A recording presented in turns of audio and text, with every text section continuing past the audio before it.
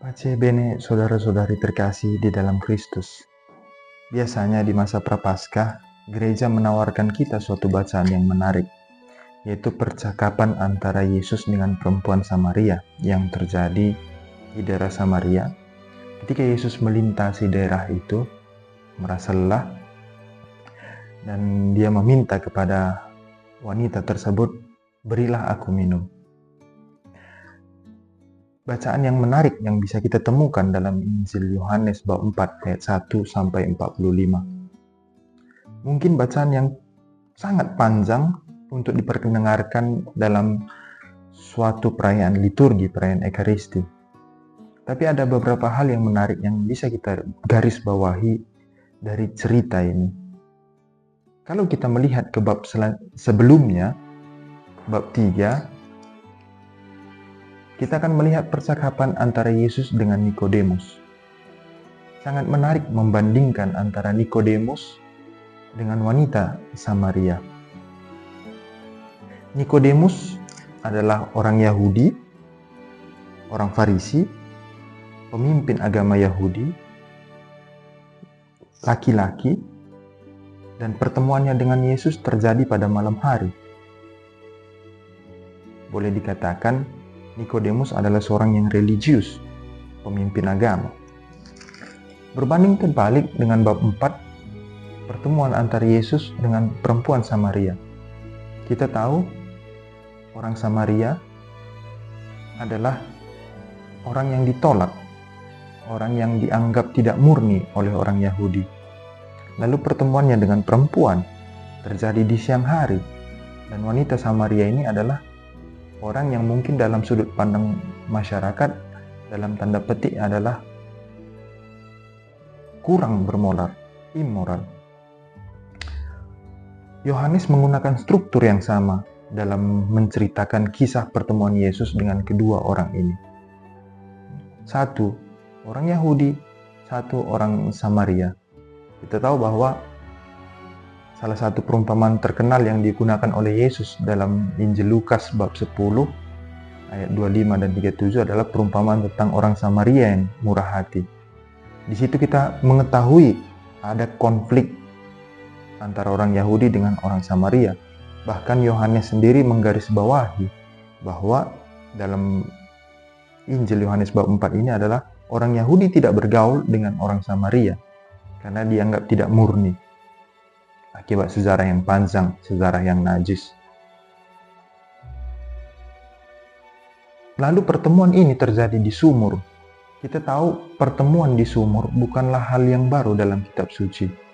Kalau kita menggali dalam Perjanjian Lama, sumur adalah tempat cinta, tempat orang menemukan pasangan, tempat lahirnya kasih. Kita tahu bahwa Abraham dan Rebeka bertemu di sumur, Yakub dan Rahel, Musa dan Zipora. Pertemuan mereka semua terjadi di sumur. Tampaknya Yohanes juga menempatkan perjumpaan Yesus dengan wanita Samaria ini di sumur untuk menunjukkan suatu relasi kasih, relasi cinta. Kalau kita baca beberapa kutipan Perjanjian Lama, sumur itu sering dilambangkan sebagai wanita, sebagai pasangan.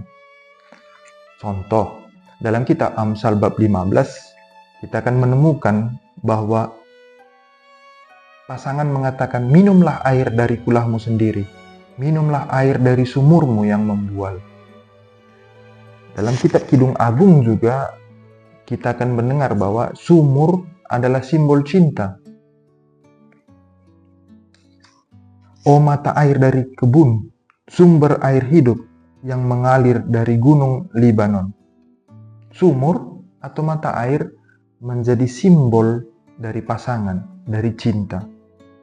Tidak mengherankan bahwa Yohanes menempatkan tema ini dalam kerangka perkawinan. Kalau kita baca Injil Yohanes secara keseluruhan, secara utuh, awal dari mula tandanya itu ketika Yesus mengubah air menjadi anggur dalam mujizat perkawinan. Tapi pada saat itu Yesus sama sekali tidak mengkonsumsi anggur. Dalam bab 4, kalau kita baca secara keseluruhan juga, Yesus tidak minum air itu.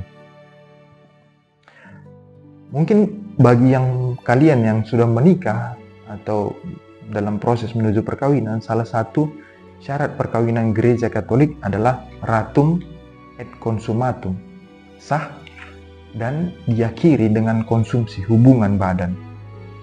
Yohanes juga sepertinya ingin menempatkan itu, bahwa perjanjian antara Allah, Yesus dengan umatnya, dengan gerejanya dimulai dalam perjanjian perkawinan di Kana, tapi akan dikonsumsi, diselesaikan, disalib. Disitulah konsumsi dari Yesus ketika Yesus meminum anggur.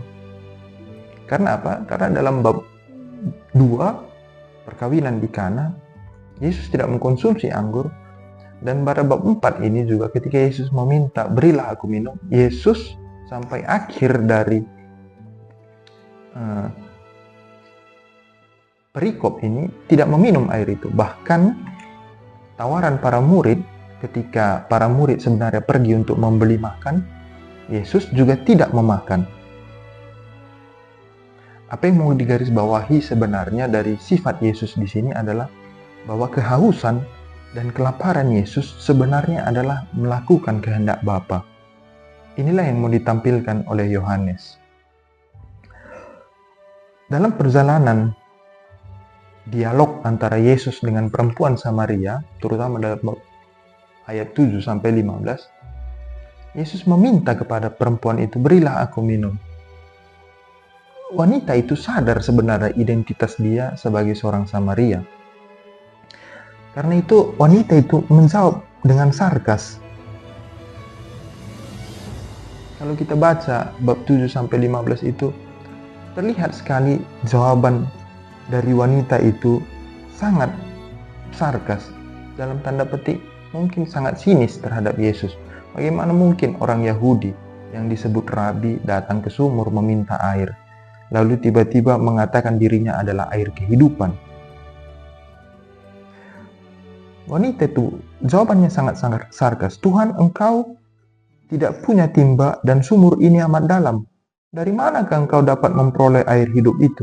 Adakah engkau lebih besar dari bapa kami Yakub? Jawaban wanita itu sangat sarkas, ironi. Dan wanita itu mempunyai pola pikir bahwa air ini hanya sebatas materi yang mengalir. Tapi jawaban Yesus sangat menarik. Jawaban Yesus menyentuh hati perempuan itu. Dia mengatakan, siapa yang minum air ini tidak akan haus lagi. Air yang kuberikan tidak akan haus lagi.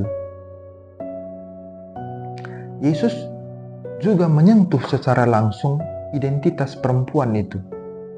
Yesus menjawab jawaban ironi dari wanita itu dengan aspek personalnya. Pergilah, panggillah suamimu dan datanglah ke sini. Tidak ada hubungan sama sekali antara air, kehausan dengan suami. Mungkin banyak kita bertanya-tanya apa hubungannya. Sekali lagi, Yohanes mengolah cerita ini untuk menempatkan pewahyuan Allah di dalam diri Yesus. Maka ketika perempuan itu menjawab 5 suami, beberapa ahli mengatakan 5 suami ini merupakan simbol dari Torah, 5 kitab Musa, di mana kita tahu baik orang Samaria maupun orang Yahudi mengakui adanya Torah, sama-sama memiliki Torah, mempercayai Torah sebagai sumber pewahyuan. Karena itu jawaban dari wanita itu ketika dia ditanya tentang suami adalah jawaban kultus. Wanita itu menjawab dengan kultus. Nenek moyang kami menyembah di atas gunung ini, tetapi kalian menyembah di Yerusalem. Di sini terlihat bagaimana Yohanes berhasil mengolah cerita ini sebagai bentuk pewahyuan. Mungkin ketika kita membaca secara kasat mata hanya melihat bahwa wanita ini memiliki 5 suami. Tetapi Yohanes mengolah cerita ini untuk menunjukkan pewahyuan bahwa kemungkinan besar seperti kata para ahli, 5 suami itu merujuk pada 5 kitab Musa. Karena itulah jawaban wanita itu selanjutnya berbau kultus, menyembah. Karena itu harus kita membandingkan dua kultur ini, antara Yesus dengan wanita, dengan Yesus dengan para murid. Yesus dengan wanita yang notabene adalah orang Samaria membuka suatu relasi pedagogis. Sedangkan Yesus dengan para murid dalam bacaan ini membuka suatu relasi sejarah, historis, orang Yahudi. Kita tahu keselamatan datang dari Yahudi. Tetapi bukan berarti menutup keselamatan itu kepada orang yang lain. Yohanes mau mengingatkan kepada kita melalui bacaan ini bahwa keselamatan itu, Mesias itu bukan lagi persoalan geografis, bukan lagi persoalan kultus, tetapi roh dan kebenaran. Yesus, keselamatan kita bukan lagi tergantung korban, bukan lagi tergantung kita harus pergi berziarah ke Yerusalem, ke tempat geografis. Tidak. Yesus mengingatkan kepada kita bahwa keselamatan kita, iman kita yang benar adalah iman di dalam Allah, dalam roh dan kebenaran. Menyembah Allah yang sudah ada meraja di dalam hati kita. Seperti Yesus yang menggerakkan hati perempuan Samaria. Karena itu, apa yang menjadi hasil dialog antara Yesus dengan wanita Samaria sangat menarik, bahwa wanita Samaria setelah berdialog dengan Yesus melakukan gerakan horizontal dan vertikal. Gerakan horizontal, apa yang dimaksud adalah bahwa wanita itu pergi dari sumur menuju kota. Dan gerakan vertikal adalah dengan dialognya Yesus, bersama Yesus dia memahami pemahaman dari air materi ke air dalam arti spiritual.